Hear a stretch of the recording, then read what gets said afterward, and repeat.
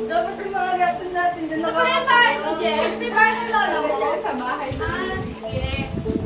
Guys, pwede nyo, ligpit nyo yung gamit nyo. Tapos ito, dito tayo matutulog. Mga ilang araw tayo dito, Jeff? 3 nights, 3 Pwede days lang. Uy, isang karaoke. Pwede bang karaoke? Kanina Oo naman, gusto nyo mamaya na pagkatapos ng tulog. Sige, sige. Ano naman na kayo, mag-drinks tayo na. Tinatamad ako. Ano ba yan? Galaw na! Ito na nga. Kakain pa nga. Ayun nga. Dito ko na dito mo. Nga pala. Kanina, nung set up kami ng para sa karaoke. Napansin namin, parang may, dyan, tumutunog. Ibang tao ba dito? Wala, tayo lang. Matagal hindi pa naman tao, ngayon na lang pinag-picture. Bubuksan pa nga sana nito eh. Correct. Buti na lang hindi niya binuksan kasi yung nabubuhay pa yung lola namin. Pinagbabawal talaga yung buksan. Bakit?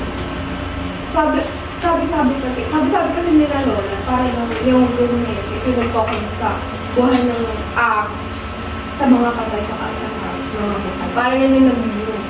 Daan na parang mga sila. May multo dyan? Ewan, hindi ka na Hindi mo ba binubuksan niya? Hindi pa. Kung natin buksan yan ha.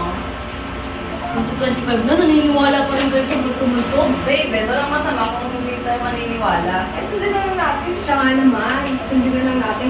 Baka may nangyari sa atin. Hindi tayo sundin. Paano pa walang nangyari? Bili niya ako sandaan.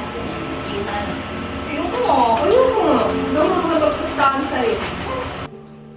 Teka lang. Hoy, alas 6 na, di pa tayo nag-aasikaso ng mga gabi natin. Mabilis. Ikaw rin ito pinakamatanda sa amin kung anong kung sa akin. Sige na, magsasayin na ako. Pinag-usapan ko talaga si ate. Uy, dyan mo sa mabigas. Mabigas ba tayo dala? Ate Karen, nandun sa lamisa. Yung bigas. Sige. Mabilis lang ako. Saan nilagay yung mga damit natin? Signal nga dito, wala na mga nakaload. Hoy, Nabila mo kay Yossi? malinis muna kami ng kwarto ha. Oo, magpapaload na. Nabila mo kayo? Oo, nagpayat ka. Black ha? Oo na, may boro black. Kaya sa kayo dalawa. Maraming sa kwarto.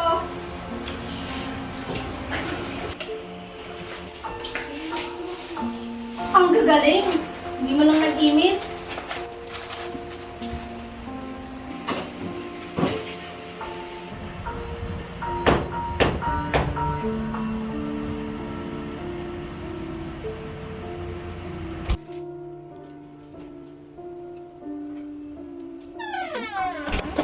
Uy, Raven, walang may boro.